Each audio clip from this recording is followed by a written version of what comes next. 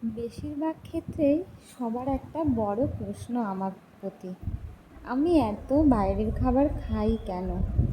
রোজই রোজই কেন আমার ব্লগে খাবার দাবার থাকে দোকানের?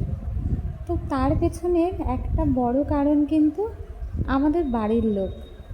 আমি যেমনি খেতে পছন্দ করি, সেও আমাকে খাইয়ে শান্তি পায়।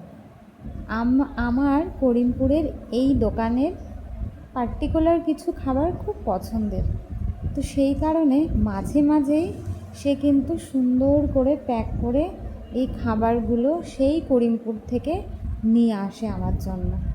মাটন কষা, চিলি চিকেন, পনিরের একটা মেনু, আর সাথে ফ্রায়েড রাইস, আর আছে জিরা রাইস।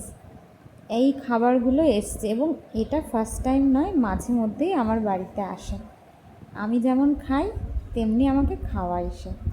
আমার মনে হয় প্রত্যেকটা মানুষের জীবনেই এমন একটা মানুষ থাকা খুবই ব্লেসিংসের ব্যাপার। আমি সেরকমই একজন লাকি ওয়ান।